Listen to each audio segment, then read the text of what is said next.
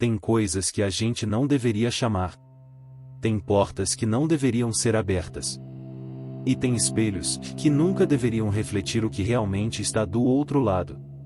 Era 2h43 da madrugada quando Ana, Júlio e Marcela empurraram a porta enferrujada do banheiro feminino da Escola Estadual Dom Pedro II. O lugar cheirava a mofo antigo, aquele tipo de cheiro que gruda na garganta e não sai. As paredes eram de um azulejo branco desbotado, rachado em vários pontos, como se a própria estrutura estivesse cansada de existir. A luz piscava no teto, em aquele pisca irritante de lâmpada fluorescente velha que faz a gente se sentir dentro de um filme de terror barato. Só que não era filme. Era real. E eles estavam ali por um motivo muito específico, provar que não tinham medo. Ana segurava o celular com a mão trêmula, a câmera já gravando. Ela era a mais velha dos três, em 17 anos, cabelo preto amarrado num rabo de cavalo frouxo, olheiras profundas de quem passava a noite estudando ou fingindo estudar enquanto rolava o feed infinito do Instagram. Júlio carregava uma mochila cheia de velas brancas compradas naquela loja esotérica do centro, aquela que tem um gato preto na vitrine e cheira a incenso de jasmim. Ele era magro demais, desengonçado, o tipo de garoto que fazia piada de tudo porque rir era mais fácil que sentir. Marcela vinha por último, fechando a porta devagar, como se tivesse medo de acordar algo que dormia há tempo demais. Ela era mais nova, 15 anos, e mais tinha aquele olhar pesado de quem já viu gente querida partir cedo demais. Vocês têm certeza disso? A voz de Marcela era um sussurro rouco, quase engolido pelo zumbido da lâmpada. Júlio soltou uma risada nervosa, tirando as velas da mochila e organizando-as no chão ao redor do espelho central. Certeza? Cara, isso é só uma lenda urbana. Vai dar em nada. A gente grava, posta no canal, consegue umas visualizações e pronto. Relaxa. Ana não estava relaxada. Ela sentia algo estranho desde que entraram e uma pressão no peito, como se o ar estivesse mais denso ali dentro. Mas ela não podia admitir. Não na frente deles. Não quando foi ela quem sugeriu a ideia. O canal de YouTube dos três tinha apenas 142 inscritos. Eles precisavam de conteúdo viral. Precisavam de algo que ninguém mais tivesse coragem de fazer. E todo mundo conhecia a história da mulher do banheiro. Todo mundo tinha medo. Então, por que não desafiar? Júlio acendeu a primeira vela. A chama bruxuleou, projetando sombras dançantes nas paredes rachadas. Depois a segunda. A terceira. Aos poucos, o banheiro foi se enchendo daquela luz amarelada e fantasmagórica que faz qualquer lugar parecer assombrado. 6 velas ao todo. Dispostas em semicírculo diante do espelho maior, em aquele que ocupava quase toda a parede do fundo, com a moldura de metal corroído e manchas escuras que pareciam mofo ou talvez fossem outra coisa. Ana posicionou o celular num suporte improvisado, enquadrando os três no reflexo. Ok, pessoal. Vamos fazer como manda a lenda. 3 pessoas. 3 voltas no sentido anti-horário. E a gente chama o nome dela 3 vezes. Qual nome? Marcela engoliu seco. Mulher do banheiro. Só isso. Silêncio.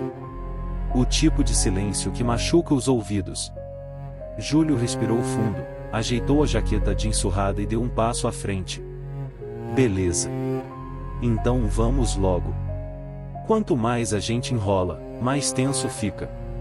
Os 3 se posicionaram lado a lado, de frente para o espelho.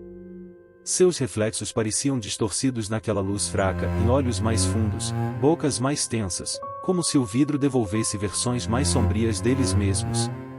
Ana sentiu um calafrio subir pela espinha. Ignorou. Na contagem de 3. Ela sussurrou, e sua própria voz soou estranha, abafada. 1, e 2, e 3. Eles começaram a girar. Devagar. Primeiro de costas para o espelho, depois de lado, até encarar novamente o próprio reflexo. Uma volta completa. O chão rangia sob os pés. A chama das velas tremeu, mas não apagou. Segunda volta. Marcela fechou os olhos por um segundo. Júlio mordia o lábio inferior com força. Terceira volta.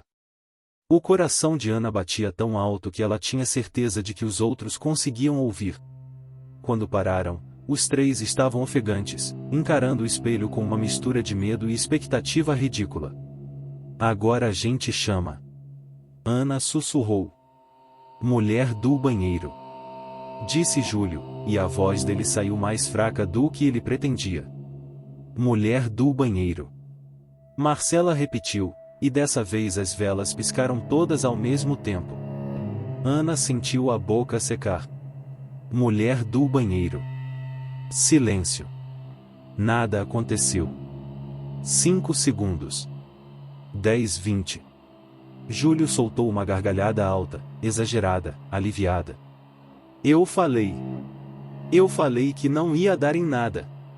Que lenda ridícula, cara. A gente é muito trouxa. Marcela riu também, nervosa, levando a mão ao peito.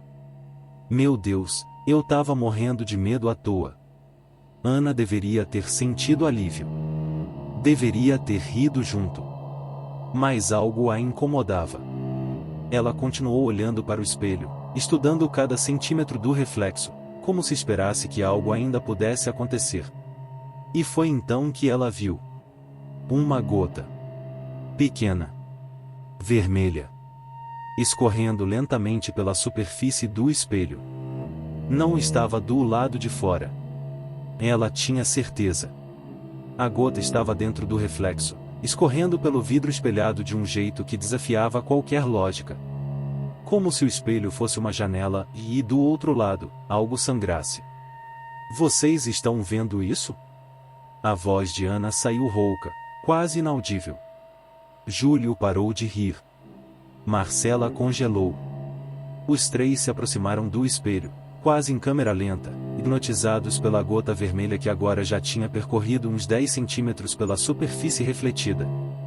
Ana estendeu a mão, tocou o vidro. E estava gelado. Molhado. Ela olhou para os próprios dedos e nada. Nenhuma mancha. Mas no reflexo, seus dedos estavam sujos de vermelho. Que porra é essa?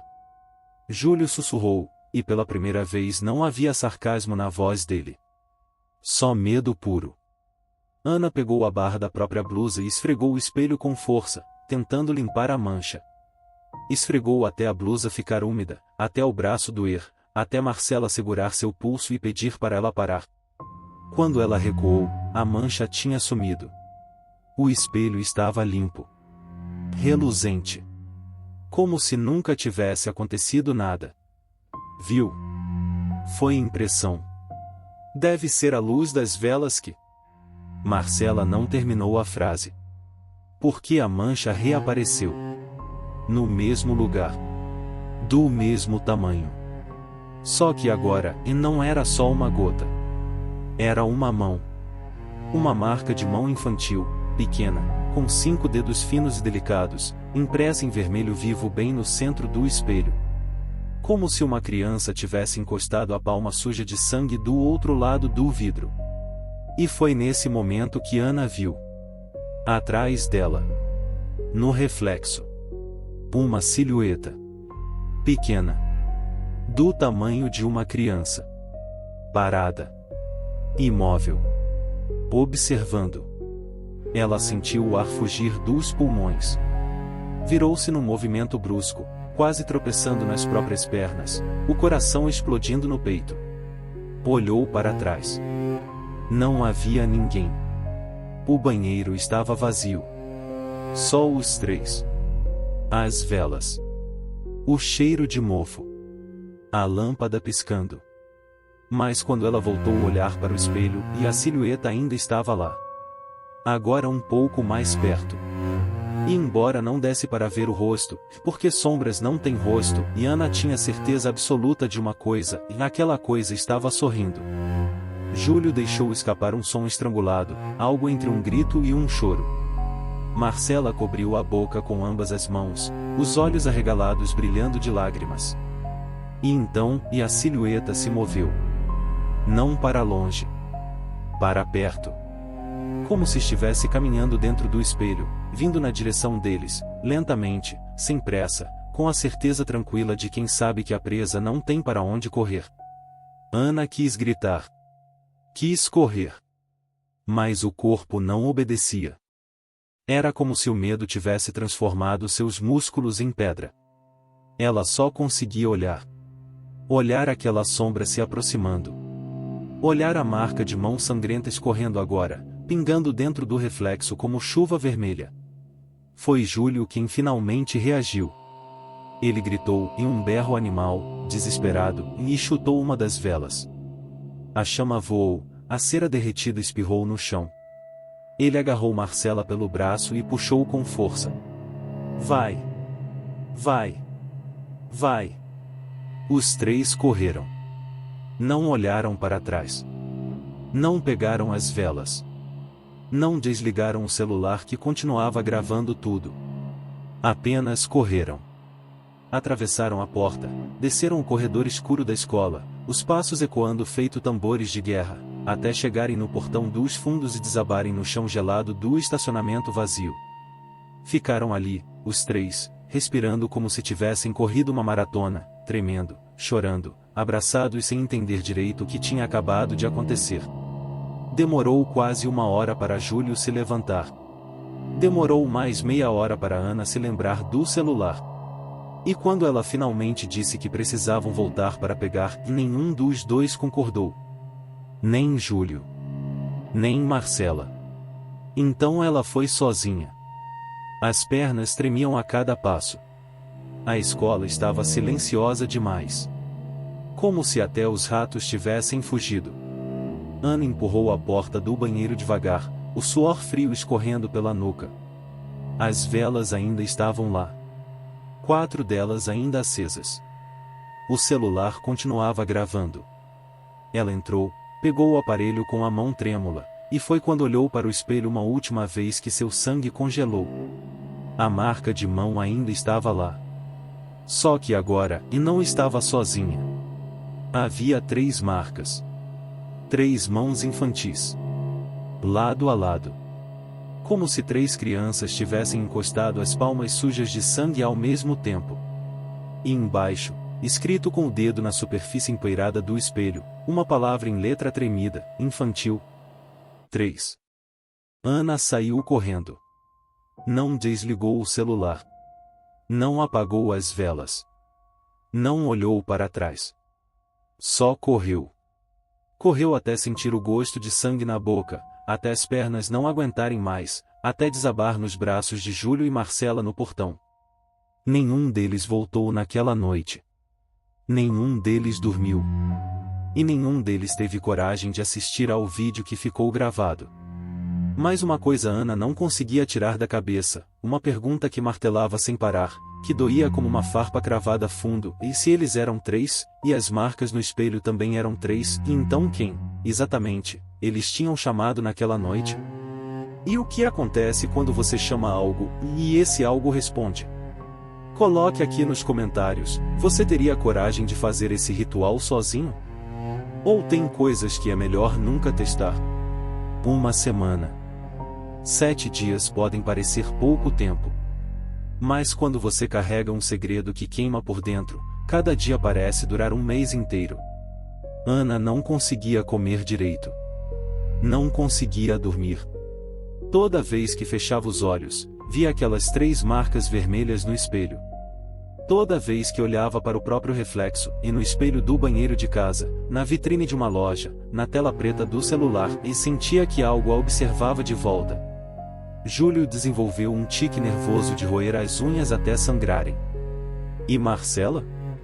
Marcela simplesmente parou de falar. Não com os pais. Não com os amigos. Nem mesmo com eles. Os 3 tinham feito um pacto silencioso naquela madrugada, nunca mais falar sobre o que aconteceu. Nunca mais voltar naquele banheiro. E principalmente, nunca, em hipótese alguma, assistir ao vídeo que ficou gravado.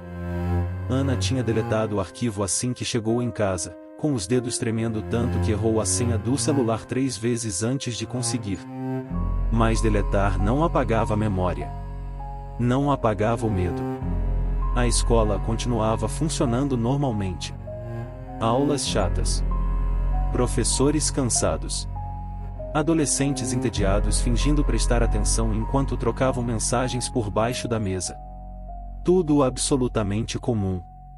Mas Ana sentia que algo tinha mudado. O corredor que levava àquele banheiro parecia mais escuro. As luzes piscavam com mais frequência. E tinha um cheiro de umidade e ferrugem que não estava lá antes. Ou talvez sempre esteve, e ela nunca tinha prestado atenção. Foi na quinta-feira, exatamente 7 dias depois do ritual, que tudo desmoronou.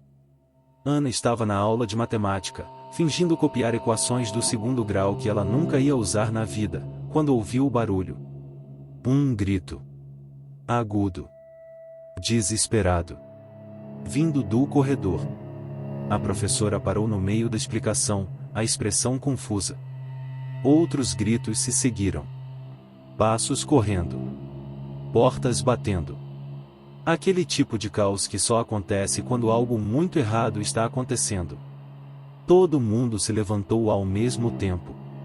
A professora tentou manter a ordem, mas foi inútil. Os alunos se amontoaram na porta, esticando o pescoço para ver o que estava acontecendo lá fora. Ana sentiu o estômago revirar. Não sabia por quê.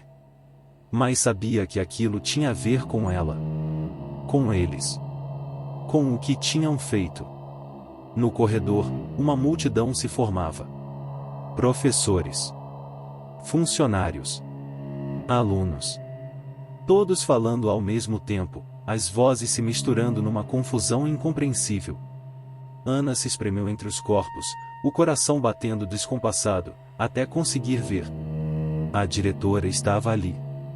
Senhora Marta, uma mulher grande, de óculos de grau grosso e permanente no cabelo grisalho. Ela segurava o walkie-talkie com tanta força que os nós dos dedos estavam brancos.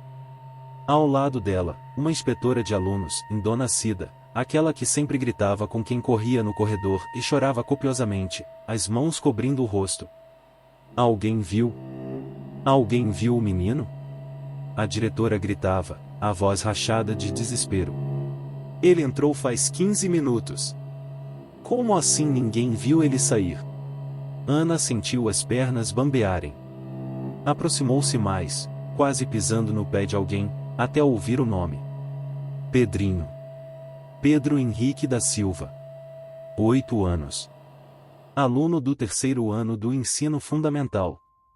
Cabelo castanho sempre despenteado, olhos grandes e assustados, uniforme sempre uma numeração maior que o corpo magro. Aquele menino que ninguém realmente notava. Aquele menino que se sentava sozinho no recreio. Aquele menino que os outros chamavam de esquisito porque ele gaguejava quando ficava nervoso.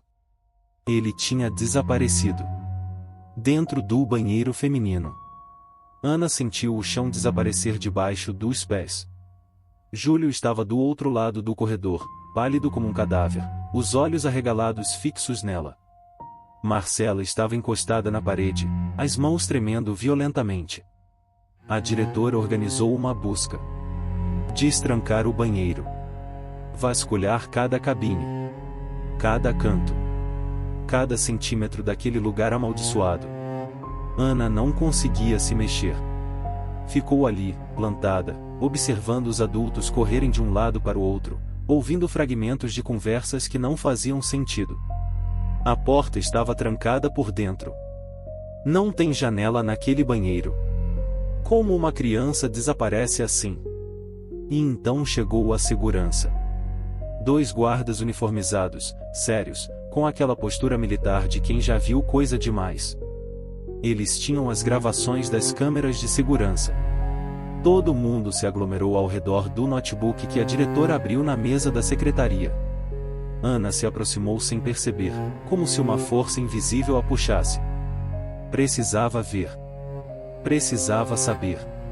A imagem era em preto e branco, granulada, com aquele carimbo de data e hora no canto inferior direito. 13h42. O corredor vazio. E então, Pedrinho aparece. Ele corre, cambaleante, olhando para trás a cada 3 passos, como se estivesse sendo perseguido. Seu rosto está molhado e não dá para saber se é suor ou lágrimas. Ele chega à porta do banheiro feminino, olha ao redor rapidamente, e entra. A câmera não mostra o interior. Só a porta fechada. Segundos passam. 1 minuto. 2. 3. A porta não se abre. Ninguém entra. Ninguém sai. Até que, aos 5 minutos e 18 segundos, a inspetora Dona Cida aparece no corredor carregando uma pilha de provas impressas. Ela para na frente do banheiro. Franze a testa. Bate na porta. Nenhuma resposta. Bate de novo. Espera. E então ela chama alguém. A diretora chega. Elas discutem alguma coisa.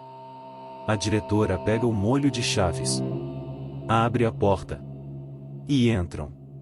A câmera continua mostrando apenas o corredor. Mas dá para ver, pela linguagem corporal, que algo está errado. Muito errado. Elas saem correndo. A diretora grita. E o caos começa. Ele não saiu. O guarda de segurança falou, a voz grave e pausada. Revisamos as filmagens 3 vezes. O menino entrou e mais nunca saiu. Silêncio. O tipo de silêncio pesado que esmaga o peito. Isso é impossível. A diretora sussurrou, mas não havia convicção na voz. Porque ela tinha visto. Ela tinha entrado naquele banheiro. E ele estava vazio. Completamente vazio. Ana precisava sair dali. Precisava respirar. Virou-se para ir embora, e foi quando esbarrou em alguém. Uma mulher. Magra. Cabelo castanho bagunçado. Olhos vermelhos e inchados de tanto chorar. Ela segurava uma foto de Pedrinho, em aquelas fotos 3x4 que a gente tira para documento, onde ninguém nunca sai bem. Você viu meu filho? A voz da mulher era um fio. Quebrada. Desesperada. Você viu ele? Por favor, e alguém precisa ter visto. Ana quis falar. Quis dizer que não. Quis dizer qualquer coisa. Mas as palavras ficaram presas na garganta, entaladas, sufocantes. Ela balançou a cabeça lentamente, e a mulher desabou. Literalmente. As pernas cederam, e ela caiu de joelhos no chão gelado do corredor, soluçando de um jeito que não parecia humano. Aquele tipo de choro que vem de um lugar tão fundo que machuca só de ouvir. Ana correu. Correu até o pátio externo. Correu até não ter mais corredor. Até o ar gelado de setembro bater no rosto e queimar os pulmões. Júlio e Marcela já estavam lá, abraçados, tremendo. A gente fez isso. Marcela sussurrou, e era a primeira coisa que ela dizia em uma semana. A gente chamou alguma coisa, e ela levou ele. Não. Júlio balançou a cabeça com violência, os olhos brilhando de lágrimas. Não. Isso não tem nada a ver com a gente. Não tem como. A gente só fez uma brincadeira idiota. Isso não é real. Não pode ser real. Mas era. No fundo, todos sabiam que era. Ana não conseguiu ir embora naquele dia. Ficou na escola até escurecer, observando a polícia chegar, os cachorros farejadores latindo e puxando as coleiras, os jornalistas cercando o portão feito urubus. E quando finalmente liberaram os alunos, quando ela estava saindo pelos fundos para evitar as câmeras, viu algo que fez seu coração parar. O banheiro. A porta estava entreaberta. Uma faixa amarela de isolamento bloqueava a entrada. E escrito na parede ao lado, com batom vermelho vivo, em do tipo que alguém usaria para uma festa, para se sentir bonita, para se sentir viva, havia uma palavra. Uma única palavra em letras enormes, tortas, infantis. 3. Ana sentiu as lágrimas queimarem. Não. Não, não, não. Ela virou-se. pronta para correr, e foi quando o celular vibrou no bolso. Uma notificação. Mensagem de número desconhecido. Ela quase ignorou. Quase. Mas algo, de curiosidade, medo, destino, e fez ela desbloquear a tela. A mensagem tinha apenas 2 palavras. Me ajuda. O sangue congelou nas veias. Ana olhou ao redor. O pátio estava vazio. As luzes da escola começavam a se apagar uma a uma. Ela digitou com os dedos tremendo: quem é você? A resposta veio instantânea. E junto com ela, uma foto. Borrada. Escura. Mas era possível ver. Um banheiro. Azulejos brancos. Espelhos rachados. E no reflexo, parcialmente oculto nas sombras, um menino pequeno. Cabelo castanho despenteado. Olhos grandes e assustados. Pedrinho. Ana quis gritar, mas o som não saiu. Quis jogar o celular longe, mas os dedos não obedeciam. E então, o telefone tocou. Não uma mensagem. Uma ligação. Do mesmo número. A tela piscava, insistente, o toque ecoando alto demais no silêncio da noite. Ela atendeu. Não sabe por quê. Talvez porque ainda havia um fio de esperança. Talvez porque recusar era pior que saber. Encostou o aparelho no ouvido, a respiração presa, o coração martelando.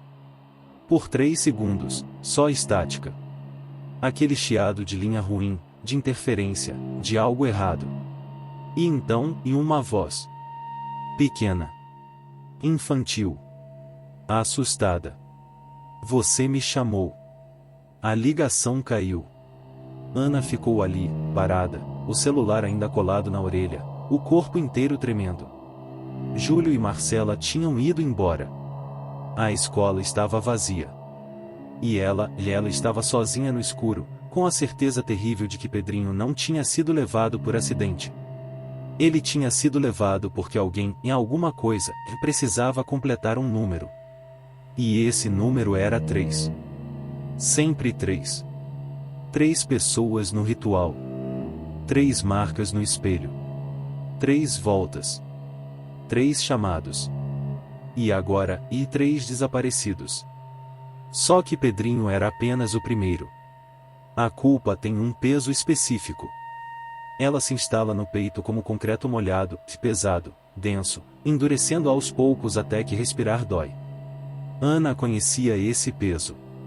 Carregava ele para todo lado. Na mochila. Nas costas. Nos pensamentos que não paravam nunca, nem quando ela fechava os olhos e implorava por 5 minutos de paz. 3 dias tinham se passado desde o desaparecimento de Pedrinho. 3 dias de buscas inúteis.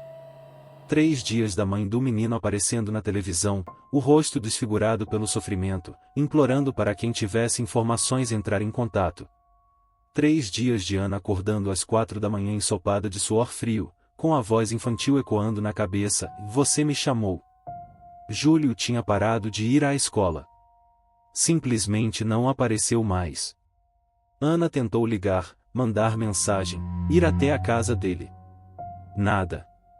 A mãe de Júlio atendeu a porta com aquela expressão preocupada de quem não sabe mais o que fazer, dizendo que o filho estava passando por um momento difícil e que era melhor dar um tempo. Marcela também estava diferente. Ia às aulas, mas era como se não estivesse realmente ali. Sentava no fundo da sala, o olhar perdido na janela, os lábios se movendo em silêncio, e às vezes Ana tinha certeza de que ela estava rezando. Mas Ana não conseguia rezar. Não conseguia simplesmente aceitar e seguir em frente. Porque cada vez que via o rosto de Pedrinho nos cartazes espalhados pela cidade, cada vez que passava pelo corredor e via as flores e os bilhetes deixados pelos alunos na porta do banheiro lacrado, ela sabia, e aquilo era culpa dela. Deles 3. Tinham aberto algo que não sabiam fechar. Tinham chamado algo que não deveria ter sido acordado. E se havia uma chance, e uma única chance mínima, de trazer Pedrinho de volta, ela precisava tentar. Foi assim que Ana começou a investigar. Sozinha. Às escondidas. Como uma espiã em território inimigo. Começou pela biblioteca da escola, um lugar esquecido que cheirava a papel velho e promessas não cumpridas. A bibliotecária, Sra. Inês, era uma mulher de uns 60 anos que usava cardigans de crochê mesmo no calor e tratava os livros como se fossem filhos. Ela estranhou quando Ana pediu para ver os registros antigos da escola, aqueles arquivos que ficavam guardados numa sala trancada nos fundos. Mas Ana mentiu bem. Disse que era para um trabalho de história. Um projeto sobre a evolução da instituição ao longo das décadas. Sra. Inês acreditou. Ou fingiu acreditar. Às vezes as pessoas preferem não fazer perguntas incomodas. A sala de arquivo era pequena, abafada, sem janelas. Estantes de metal enferrujado subiam até o teto, entupidas de pastas amareladas pelo tempo, caixas de papelão desabando, documentos empilhados sem qualquer organização lógica. Ana começou a procurar. Relatórios. Atas. Registros de ocorrências. Qualquer coisa que mencionasse desaparecimentos, acidentes, algo fora do comum. Levou 4 horas. 4 horas de poeira entrando nos pulmões, de papel cortando os dedos, de ler páginas e páginas de textos burocráticos que não levavam a lugar nenhum. Até que ela encontrou uma pasta verde desbotada. Sem etiqueta. Enfiada no canto mais escuro da estante mais baixa, como se alguém tivesse tentado esconder de propósito. Dentro, 7 fichas. 7 nomes. 7 crianças que tinham desaparecido ao longo de 40 anos. 1983, Maria Aparecida dos Santos, 9 anos. Desapareceu durante o recreio. Última vez vista entrando no banheiro feminino. Nunca encontrada. 1986, João Pedro Almeida, 8 anos. Desapareceu após o horário de aula. Colegas relataram tê-lo visto correndo em direção ao banheiro. Nunca encontrado. 1989, Larissa Fernandes Costa, 7 anos. Desapareceu durante a festa junina. Funcionários encontraram a fita do cabelo dela no chão do banheiro feminino. Corpo nunca localizado. E assim por diante. Sempre o banheiro. Sempre crianças. Sempre desaparecimentos inexplicáveis que a polícia arquivou como fugas, sequestros sem solução, tragédias sem resposta. Mas Ana viu o padrão. E quando viu, o sangue congelou. Os anos. 1983, 86, 89, 92, 95, 98, 2001. A diferença entre um desaparecimento e outro. 3 anos. Sempre 3 anos. E o número de crianças por evento. Às vezes uma. Às vezes 2. Uma vez, 3 de uma vez só. Mas a soma total, a soma dava sempre múltiplos de 3. 3. 6. 9. 12. 15. 18. 21. E Pedrinho era o 22º. Ana sentiu a sala girar. Encostou a mão na estante para não cair. O peito apertado. A respiração curta. Isso não era coincidência. Era um padrão. Um ritual. Uma alimentação. Como se algo estivesse coletando crianças metodicamente, pacientemente, ao longo de décadas. E ninguém nunca tinha conectado os pontos. Ou talvez, alguém conectou. E preferiu não falar. Ela precisava de respostas.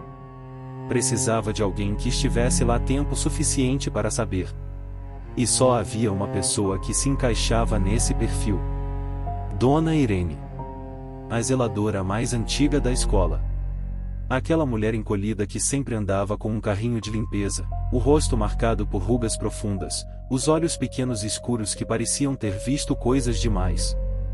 Ela trabalhava ali desde os anos 80. Antes mesmo do primeiro desaparecimento registrado. Se alguém sabia alguma coisa, era ela. Ana a encontrou no depósito de materiais de limpeza, organizando baldes e esfregões com aquela lentidão cansada de quem faz a mesma coisa há 40 anos. Quando Ana entrou e fechou a porta atrás de si, Dona Irene nem se virou. Continuou empilhando o pano de chão como se nada tivesse acontecido. Eu sabia que alguém ia aparecer. A voz dela era áspera, gasta pelo tempo e pelo cigarro.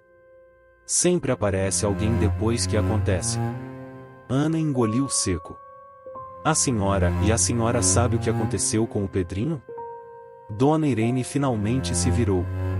Os olhos dela, pequenos, fundos, cansados, e fixaram-se em Ana com uma intensidade perturbadora. Sei o que acontece toda vez. O que aconteceu com a Maria. Com o João.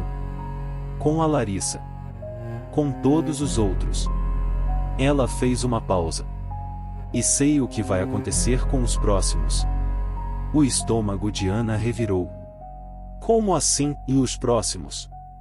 A mulher suspirou, puxou uma cadeira velha e sentou-se com dificuldade. Fez um gesto para Ana sentar também. Ela obedeceu, as pernas bambas.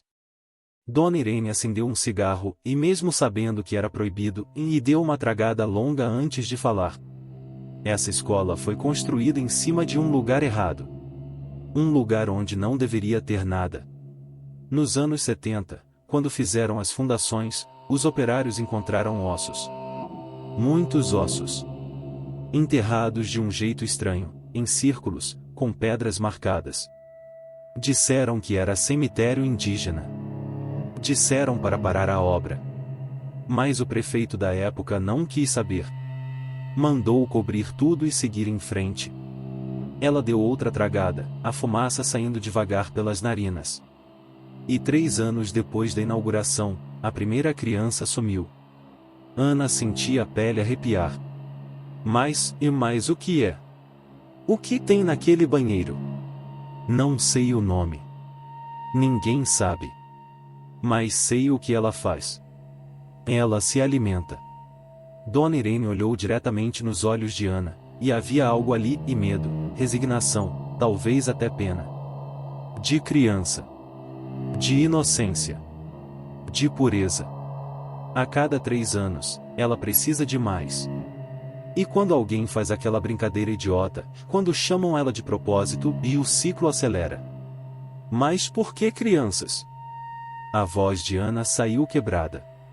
Por que não adultos? Porque criança ainda acredita. Criança ainda tem aquele brilho. Aquela energia que os adultos já perderam. Dona Irene apagou o cigarro no chão. É a mesma energia que alimenta outras coisas lá fora. Coisas que andam na noite. Coisas que uivam quando a lua está cheia. Coisas que não são totalmente humanas, mas também não são totalmente animais. Ana sentiu um calafrio percorrer a coluna. Ela não entendeu completamente o que a mulher quis dizer, mas havia algo na forma como ela falou, e um peso, uma verdade antiga, que fez Ana saber que não era metáfora. A senhora está dizendo que isso tem a ver com lobisomens. Ana sussurrou, sentindo-se ridícula só de pronunciar a palavra em voz alta. Dona Irene deu uma risada seca, sem humor. Lobisomem. Vampiro. Demônio. Chama como quiser. O nome não importa. O que importa é que essa coisa no banheiro e aquelas coisas lá fora e bebem da mesma fonte. Energia corrompida. Energia roubada. Energia que deveria alimentar vida, mas foi torcida para alimentar outra coisa. Silêncio pesado. O depósito cheirava a desinfetante e cinzas. Como eu paro isso? Ana perguntou, e pela primeira vez em dias, sentiu lágrimas queimarem os olhos. Como eu tiro o Pedrinho de lá? Dona Irene balançou a cabeça lentamente. Não tira. Ninguém nunca tirou. Uma vez que ela leva, não devolve. Não. Ana levantou-se bruscamente, a cadeira rangendo. Não. Tem que ter um jeito. Tem que ter. Escuta aqui, menina. A voz de Dona Irene cortou o ar como faca. Firme. Autoritária. Você acha que é a primeira que vem até mim querendo reverter? Você acha que mães desesperadas, pais destruídos, irmãos mais velhos não tentaram tudo? Rituais, benzedeiras, padres, exorcistas. Nada funciona. Porque vocês não entendem o que fizeram. Vocês não chamaram um fantasma. Vocês abriram uma porta. E do outro lado dessa porta tem algo antigo. Algo que estava aqui antes da gente. E vai continuar aqui depois. Ana sentiu as lágrimas escorrerem. Mas eu e a gente não sabia. A gente só. Eu sei. Dona Irene levantou-se também, e pela primeira vez havia algo parecido com compaixão no rosto cansado. Ela segurou o braço de Ana com força, os dedos ásperos e frios. Eu sei que vocês não sabiam. Mas agora sabem. E isso muda tudo. Muda como? A mulher hesitou. Olhou para a porta do depósito como se tivesse medo de que alguém estivesse ouvindo. Quando falou novamente, a voz era um sussurro rouco. Vocês abriram a porta. Vocês chamaram. Vocês eram 3. E ela precisa de 3. Sempre 3. Os dedos de Dona Irene apertaram mais forte, quase doendo. O menino foi o primeiro. Mas ela não vai parar até completar. Você entende o que eu estou dizendo? Ela vai buscar mais 2. E vai começar por quem a chamou. O mundo parou. O ar ficou rarefeito. Ana sentiu o chão desaparecer debaixo dos pés. Você está dizendo que ela vai vir atrás de mim? Do Júlio? Da Marcela? Dona Irene soltou o braço dela e deu um passo para trás. Já veio. Ela apontou para o antebraço de Ana. Já marcou. Ana olhou para baixo. A princípio não viu nada. Mas quando puxou a manga da blusa, quando a luz fraca do depósito bateu na pele branca, lá estava. Uma marca. Pequena. Vermelha. Em forma de mão infantil. 5 dedos finos e delicados. Na parte interna do antebraço esquerdo, logo acima do pulso. Como se uma criança tivesse segurado ela com força. Como se uma criança tivesse a puxado. Ana quis gritar, mas não conseguiu. Quis arrancar a própria pele, mas não conseguiu. Só conseguiu olhar. Olhar aquela marca vermelha que não doía, que não ardia, mas que estava lá. Real, inegável. Quanto tempo? Ana sussurrou. Quanto tempo eu tenho? Dona Irene não respondeu de imediato. Acendeu outro cigarro. Deu uma tragada longa. E quando finalmente falou, a voz dela carregava o peso de 4 décadas de segredos. Até a próxima lua cheia. Sempre é até a próxima lua cheia. Ela olhou pela fresta da porta, para o céu que começava a escurecer lá fora. E é daqui a 4 dias.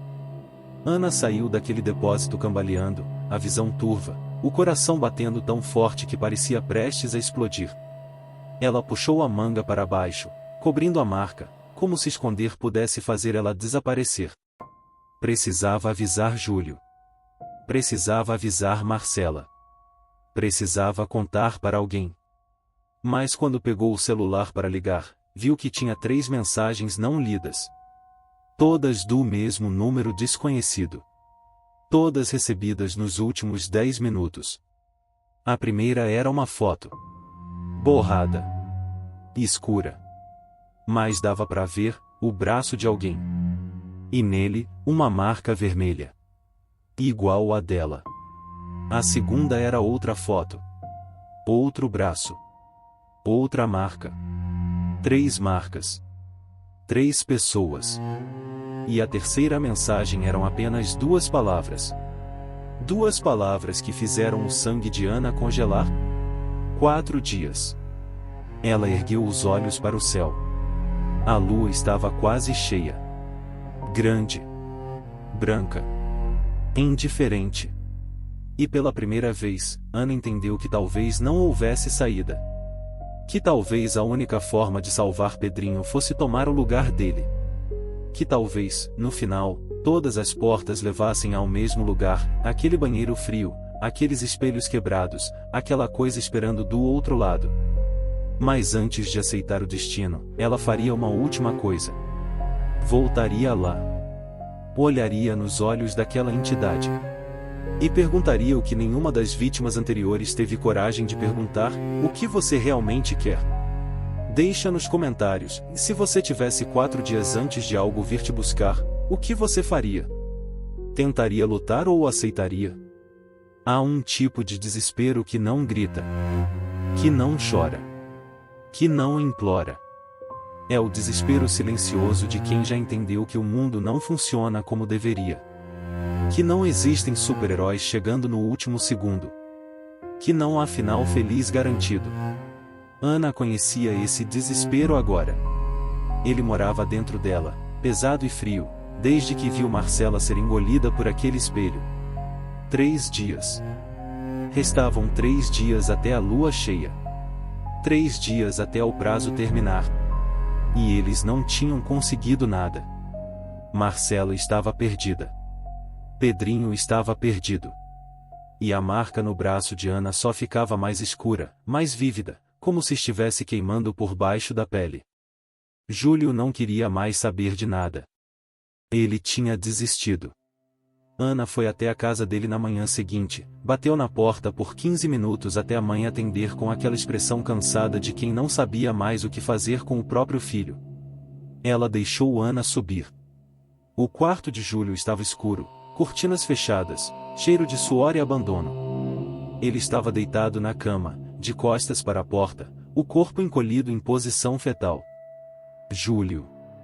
Ana chamou, a voz rouca de tanto chorar. A gente precisa tentar de novo. A gente precisa. Para. A voz dele saiu abafada pelo travesseiro. Só para, Ana. Acabou. A Marcela se foi. O Pedrinho se foi. E em 3 dias a gente vai também. Não tem o que fazer. Não tem como lutar contra isso. Tem. Ana sentou na beirada da cama, as mãos tremendo. Sempre tem. A gente só precisa entender o que ela quer de verdade. Por que ela faz isso? Por que crianças? Por que 3? Tem uma lógica. Tem uma razão. E se a gente descobrir? Não importa. Júlio se virou, e o rosto dele era uma máscara de derrota. Olhos vermelhos. Barba por fazer. Lábios rachados. Ela é mais forte que a gente. Sempre foi. Desde o começo. A gente nunca teve chance. Ana queria discutir. Queria sacudir ele. Queria gritar que desistir era a mesma coisa que morrer. Mas quando olhou nos olhos dele e viu o vazio absoluto e entendeu. Júlio já tinha ido embora. Não fisicamente. Mas por dentro. Onde importava. Então ela foi sozinha. Voltou para a escola na última noite antes da lua cheia. Não planejou. Não preparou o ritual. Não levou sal grosso nem água benta nem orações em latim. Só foi. Porque se ia morrer de qualquer jeito, preferia morrer sabendo. Preferia olhar aquela coisa nos olhos, se é que ela tinha olhos, e perguntar diretamente, por quê? A escola estava vazia. Portões trancados. Luzes apagadas. Mas Ana já sabia todos os caminhos. Pulou o muro dos fundos, atravessou o pátio silencioso onde as folhas secas dançavam com o vento frio de setembro. O céu estava limpo. Sem nuvens. E a lua estava gigante, quase cheia, faltando apenas uma lasca fina na lateral direita. Amanhã estaria completa. Amanhã seria tarde demais. O corredor que levava ao banheiro parecia infinito. Cada passo ecoava alto demais. Cada respiração soava como trovão. Ana não tinha medo. Não mais. O medo tinha sido substituído por algo pior, a aceitação. Ela sabia que provavelmente não ia sair dali. Sabia que provavelmente seria a próxima. Mas pelo menos não seria sem lutar. A porta do banheiro estava entreaberta. Como se estivesse esperando. Convidando. Ana empurrou devagar, e a dobradiça rangeu, em aquele som que ela já conhecia, que já odiava, que já fazia parte dos pesadelos que ela tinha quando conseguia dormir 3 horas por noite. Dentro, tudo estava diferente. Não estava sujo. Não estava quebrado. Os azulejos brilhavam como novos. As pias estavam limpas. Os espelhos reluziam sem uma mancha sequer. E havia luz, e uma luz suave, azulada, que não vinha de lâmpada nenhuma, mas parecia emanar das próprias paredes. Como se o banheiro tivesse virado outra coisa. Um lugar entre lugares. Um espaço que existia fora do tempo. Ana deu um passo para dentro. A porta se fechou atrás dela, mas dessa vez ela não tentou abrir. Não havia razão. Eu vim. Ela disse em voz alta, e a própria voz soou estranha, distorcida, como se estivesse falando debaixo d'água. Eu sei que você está aqui. Eu sei que você me ouve. Então aparece. Para de se esconder atrás de reflexos e ilusões. Se você me quer e me enfrenta de verdade. Silêncio. Longo. Denso. Até que um dos espelhos começou a ondular. Não quebrou. Não rachou. Ondulou como água perturbada por uma pedra. E de dentro dele, lentamente, uma figura começou a emergir. Não como Marcela tinha sido puxada e engolida à força, mas voluntariamente. Como alguém saindo de um lago. Primeiro os dedos. Pequenos, pálidos, molhados. Depois a mão. O braço. O ombro. E finalmente, o corpo inteiro. Ana esperava um monstro. Esperava algo grotesco, deformado, com dentes e garras e olhos vazios. Mas o que saiu do espelho foi uma menina. Só uma menina. 12 anos, talvez 13. Cabelo preto longo e ensopado caindo sobre o rosto. Uniforme escolar velho, manchado de vermelho em várias partes, e sangue seco, antigo, que nunca saiu completamente. Pés descalços. Pele tão branca que parecia translúcida, como se não houvesse sangue circulando por baixo. E os olhos. Deus, os olhos. Eram humanos, mas vazios. Como se tivessem visto tanta dor que não sobrasse espaço para mais nada. A menina ficou ali, parada, pingando água, ou algo parecido com água, e no chão limpo. E quando falou, a voz era suave, cansada, carregada de uma tristeza que não tinha fim. Você veio sozinha. Ana engoliu seco, mas se manteve firme. Vim. Corajosa. A menina inclinou a cabeça para o lado, estudando Ana como se fosse algo curioso. Ou idiota. Nunca sei distinguir. Quem é você? Ana perguntou, ignorando a provocação. Qual é o seu nome de verdade? A menina sorriu. Não foi um sorriso feliz. Foi triste. Doloroso. Como se sorrir machucasse. Não tenho mais nome. Faz tanto tempo que nem lembro. Ela deu um passo à frente, os pés molhados deixando pegadas no chão. Mas já tive. Uma vez. Quando ainda era irreal. Você era humana? Ana sentiu o peito apertar. Você era como a gente. Era. A menina parou a poucos metros de distância. 1978. Eu tinha 12 anos. E estudava aqui. Nesta escola. Antes de ter esse nome. Antes de ser reformada. Quando ainda era só um prédio velho construído em cima de ossos. Ana lembrou do que Dona Irene tinha dito. O cemitério indígena.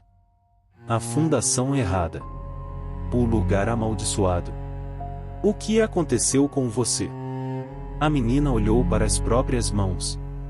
Virou-as lentamente, como se estivesse vendo pela primeira vez. O mesmo que acontece com muitas meninas. Coisas que não deveriam acontecer. Coisas que adultos fazem quando acham que ninguém está vendo. Ela ergueu os olhos de volta para Ana. Eu gritei. Pedi ajuda. Ninguém ouviu. Ou fingiram não ouvir. É mais fácil fingir. O estômago de Ana revirou. Ela não precisava de detalhes para entender. E entender doía. E depois me trouxeram aqui. Para o banheiro. Me trancaram. Disseram que se eu contasse para alguém e me matariam.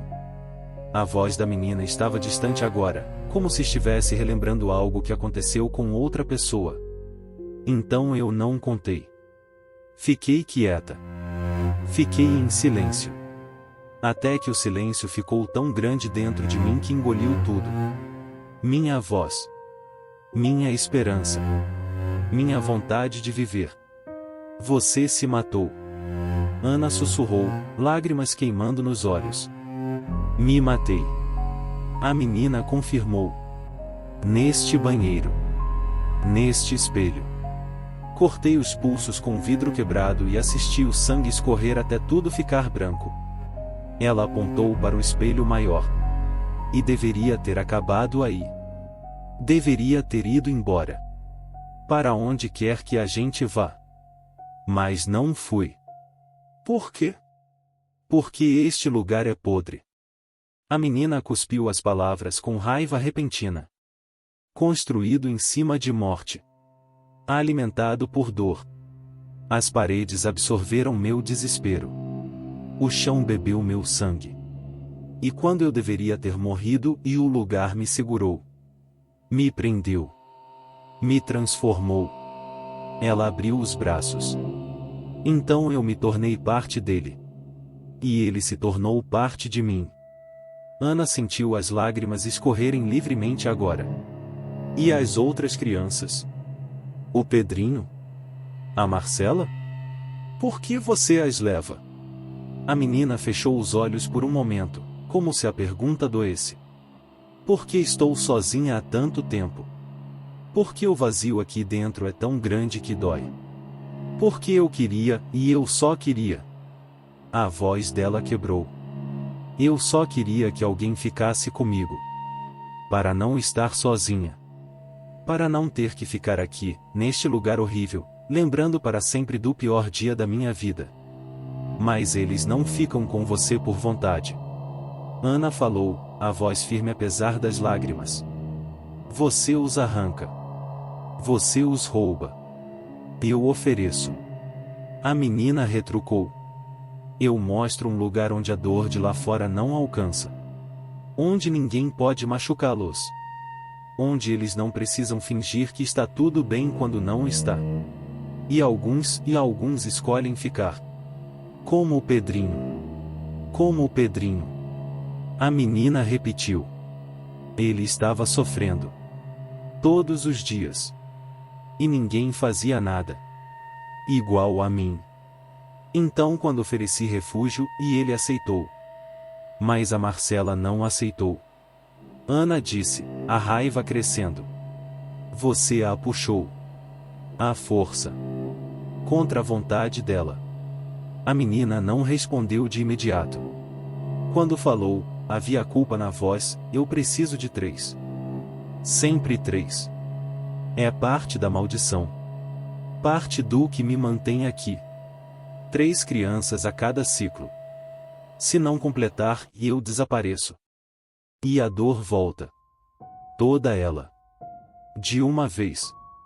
Como se estivesse morrendo de novo, infinitamente.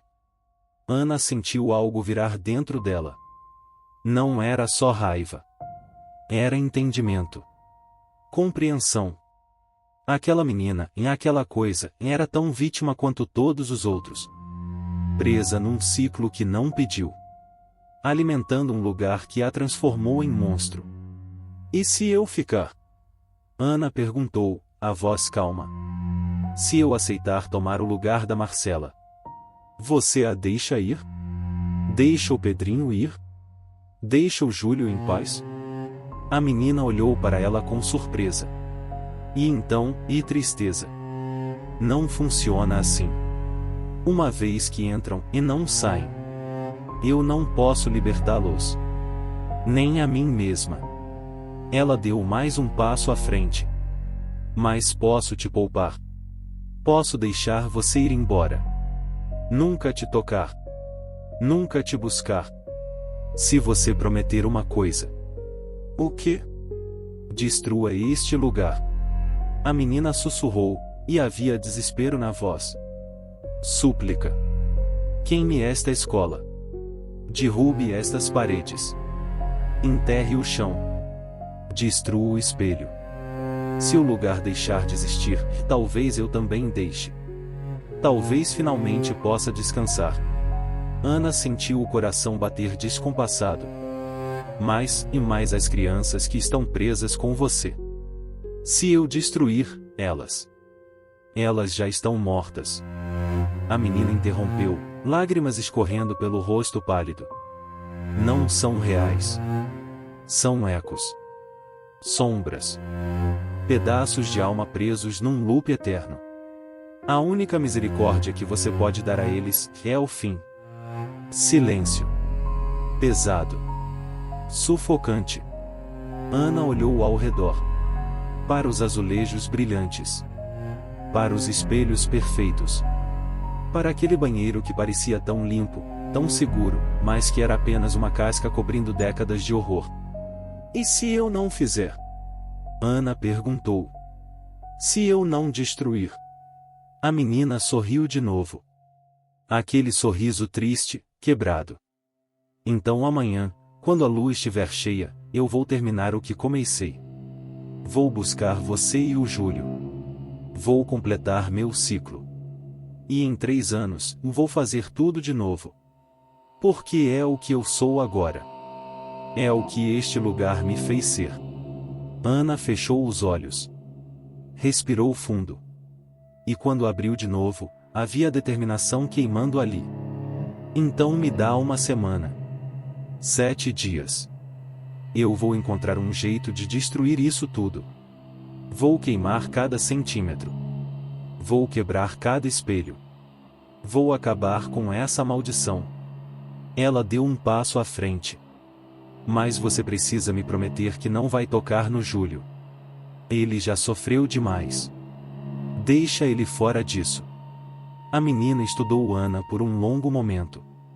E então assentiu lentamente. 7 dias. Depois disso, ou você cumpre, ou eu venho buscar vocês dois. Aceito. A menina estendeu a mão. Ana hesitou por um segundo, porque aquela mão era tão branca, tão fria, tão morta. Mas depois estendeu a própria e apertou. O toque foi gelado. Doloroso. Como enfiar a mão em água congelante. Mas Ana não soltou. Segurou firme. E quando a menina finalmente puxou a mão de volta, havia respeito no olhar vazio. Você é diferente dos outros. Ela disse suavemente. Você não fugiu. Não implorou. Não tentou me matar. Ela sorriu, e dessa vez havia algo genuíno ali. Talvez você consiga. Ana virou-se para sair. Mas antes de abrir a porta, parou. Olhou para trás. Como você se chamava? Antes de tudo isso. Qual era seu nome? A menina olhou para o chão. Por um longo momento, pareceu que não ia responder. Mas então, tão baixo que era quase inaudível, ela sussurrou. Clarice. Ana assentiu. Abriu a porta. E saiu. O corredor estava escuro de novo. A escola silenciosa. E quando Ana olhou para o céu através da janela, a lua estava lá. Enorme. Brilhante. Faltando apenas um fio para estar completa. 7 dias. Tinha 7 dias para fazer o impossível. 7 dias para destruir um lugar que tinha 50 anos de história. 7 dias para quebrar uma maldição que ninguém nunca conseguiu quebrar.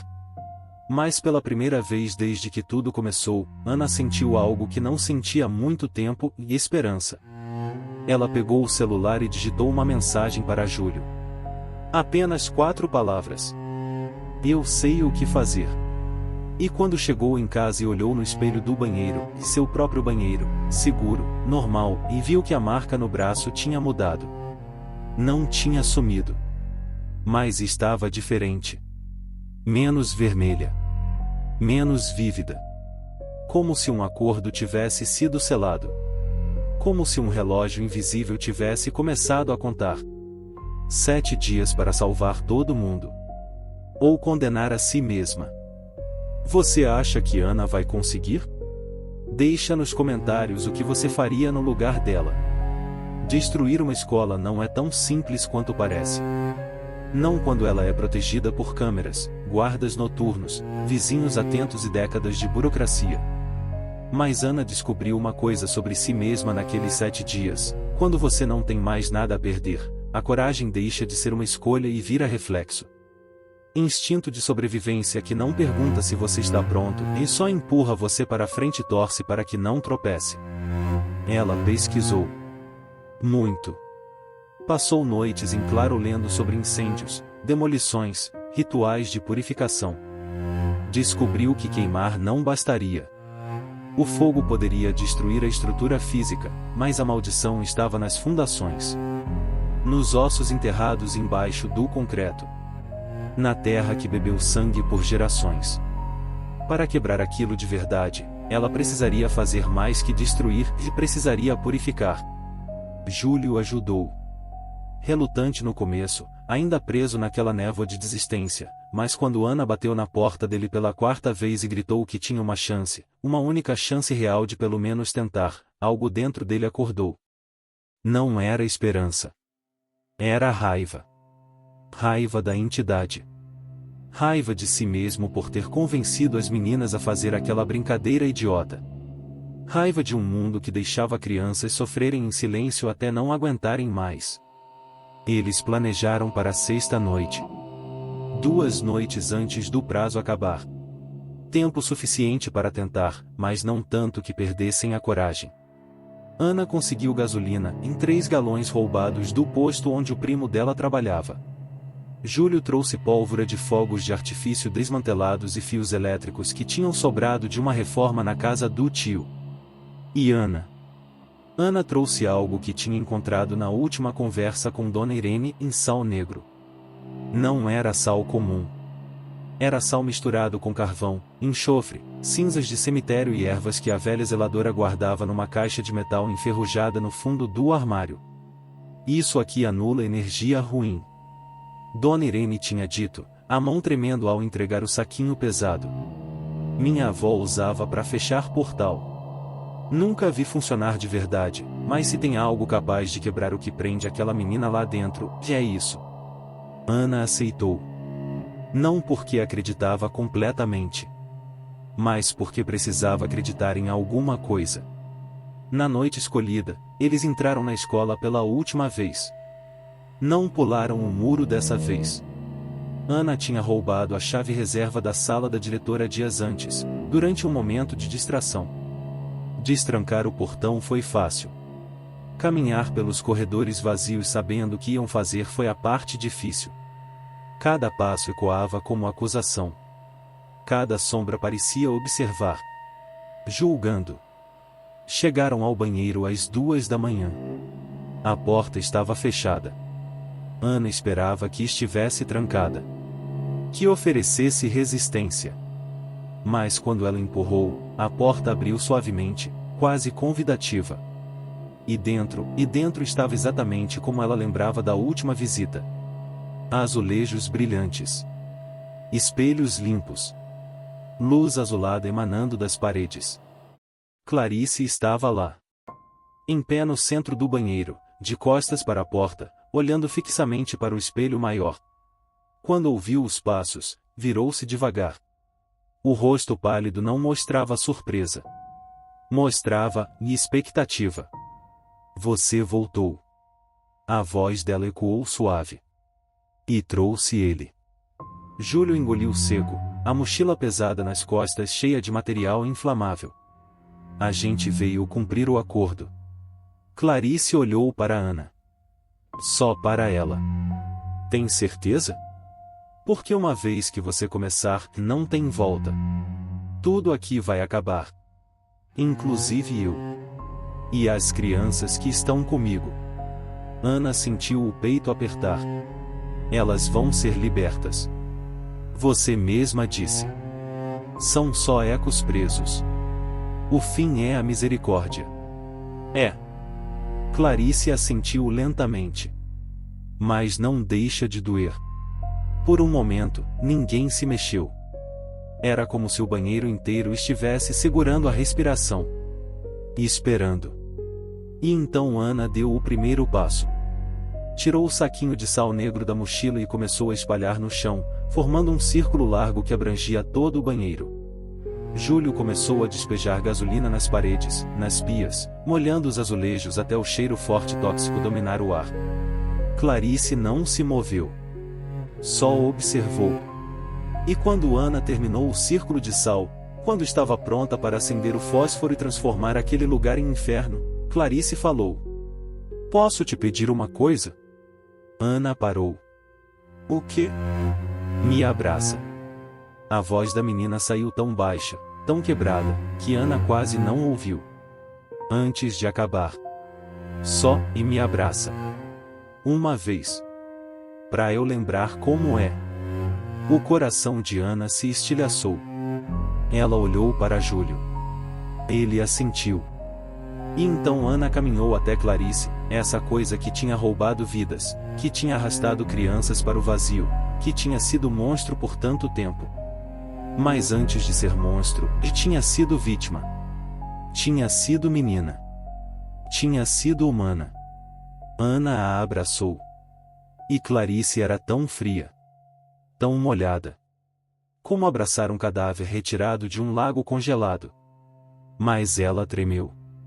Tremeu como se estivesse chorando sem conseguir produzir lágrimas. Os braços finos e pálidos se fecharam ao redor de Ana, segurando com uma delicadeza desesperada, como se estivesse segurando a última coisa boa que já havia tocado em décadas. Obrigada.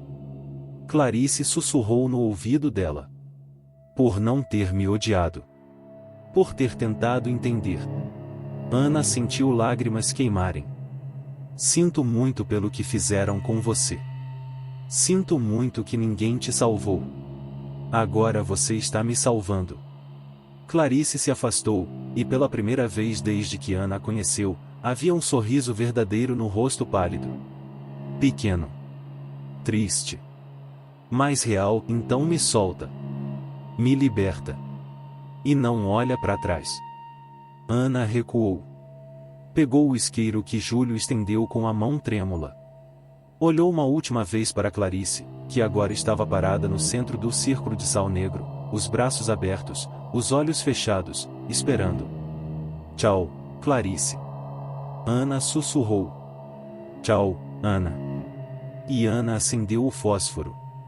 O fogo não subiu. Ele explodiu. Como se a gasolina tivesse esperado a vida inteira por aquilo.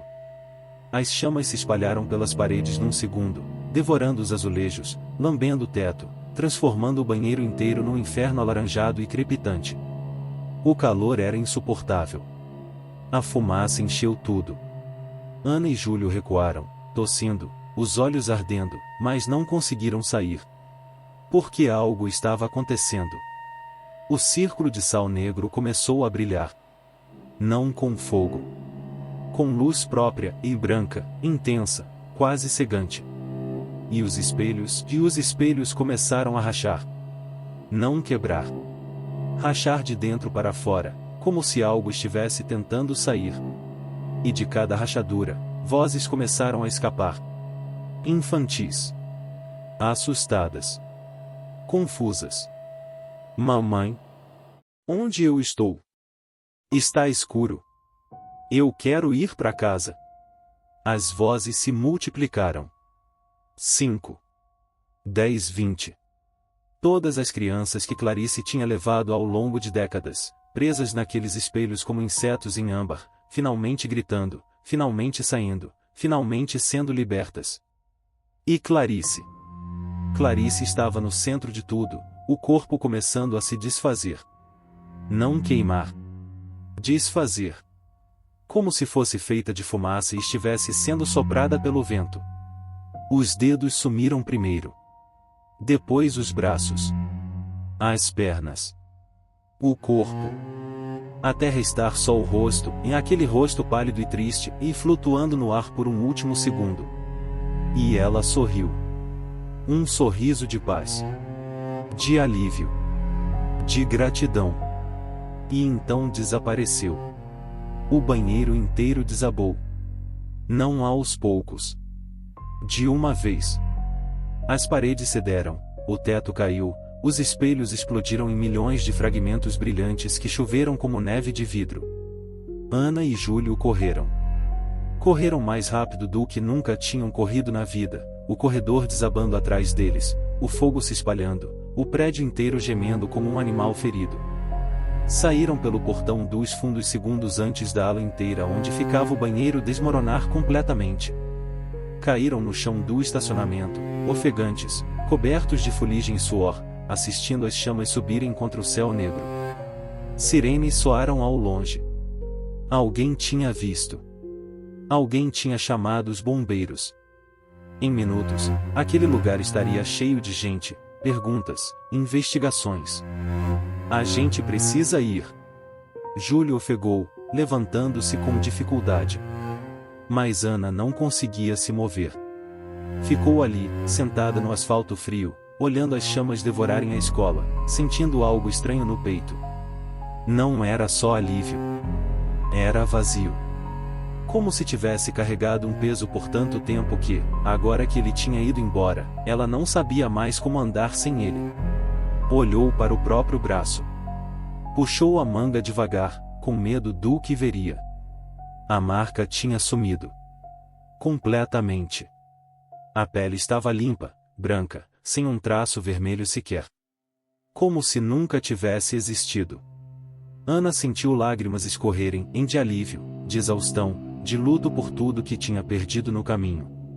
Júlio a puxou pelo braço. Ana, vamos.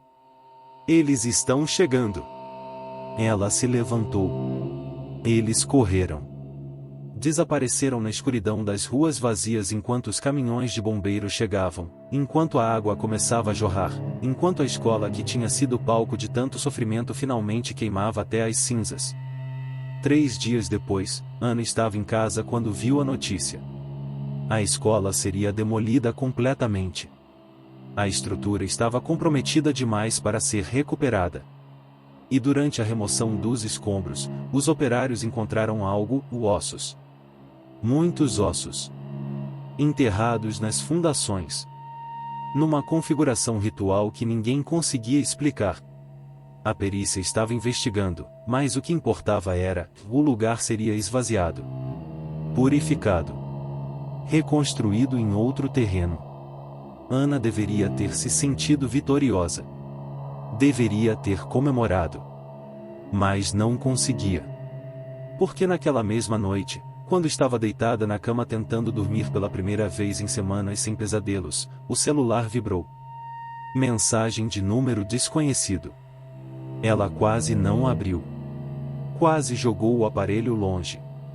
Mas algo, curiosidade mórbida, necessidade de saber, e fez ela desbloquear a tela. Era uma foto. Borrada. Tirada de longe. Mas dava para ver uma escola. Diferente. Em outra cidade. E na porta do banheiro feminino, recém-pintada de branco, alguém tinha rabiscado com tinta vermelha uma palavra. 3. E embaixo da foto, uma mensagem. Apenas 5 palavras que fizeram o sangue de Ana congelar. Você libertou. Mas espalhou. Ana largou o celular como se tivesse queimado a mão. Levantou-se cambaleante, foi até a janela, olhou para a rua vazia iluminada pelos postes. Tudo parecia normal. Calmo. Seguro. Mas agora ela sabia. Sabia que algumas maldições não morrem quando você as destrói. Elas se adaptam. Migram. Encontram novos lugares. Novos espelhos. Novas vítimas. E a energia que tinha alimentado Clarice, aquela força antiga e corrompida que também alimentava outras coisas lá fora, coisas que uivavam na lua cheia, coisas que não eram totalmente humanas, essa energia não tinha sido destruída. Só tinha sido liberada. Ana fechou a cortina. Apagou a luz. Deitou-se na cama olhando para o teto escuro, a respiração irregular, o coração martelando. E pela primeira vez desde que tudo começou, teve a sensação perturbadora de que não tinha salvado ninguém. Tinha apenas aberto uma porta muito maior. E do outro lado dessa porta, algo muito pior estava acordando. Comenta aí, você acha que Ana fez a coisa certa ao destruir o banheiro, ou existem maldições que é melhor deixar presas?